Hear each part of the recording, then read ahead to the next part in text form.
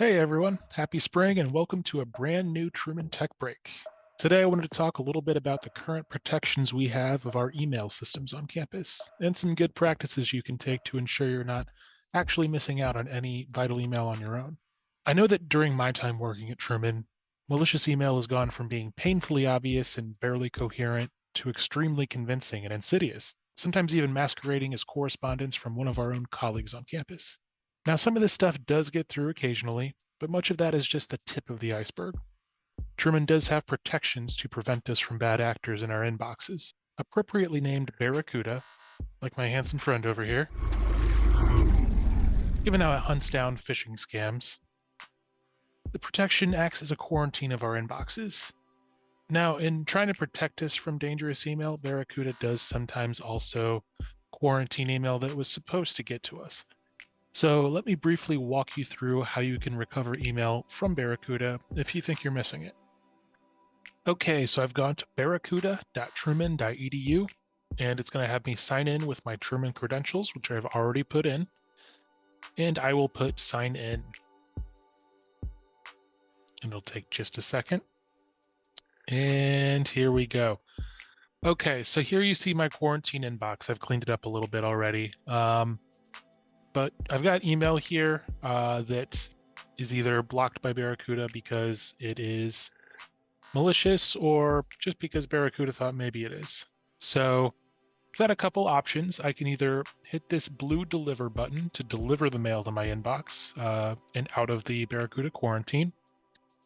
Now, one thing to please remember is that if you have any questions about an email, any at all, please reach out to your building support technician or call the help desk at extension 4544. They'd be happy to take a look at it with you. If something's in the Barracuda mailbox that you're not sure about, it's definitely best to get it checked out before clicking on it and possibly compromising your computer or your accounts. I can whitelist it so that this sender should not go to Barracuda anymore, or I can delete the email entirely if it is malware. Now, before we are done, I did want to point something out, and that is messages older than 14 days will be removed. And obviously, that is true. So it's good practice just to check on this maybe once a week, just to make sure that nothing got into Barracuda that shouldn't be.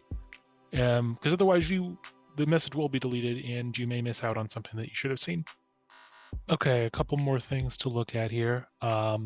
If we go to this preferences tab up on the top, you'll see we've got a couple options for whitelist, blocklist. Let's go there first. And here you can just whitelist some emails so that they will not go to your quarantine inbox. For instance, if I wanted to whitelist the LTT team's email address, I could just type that in here and hit add. And now they are whitelisted and should not be blocked by Barracuda anymore for me. Let's go to quarantine settings, a couple more.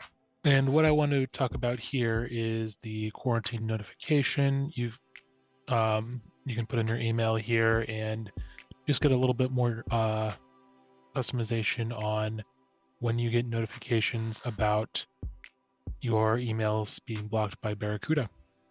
Okay, well, that's it for today. That's a quick one. Hope everybody has a great weekend. The weather is getting beautiful out there. As always, if you have any questions, ltt@truman.edu, or you can contact me directly at tfitzler. That's TFITZLER. Again, all this will be in the description below, and we'll be happy to help you. Have a great day.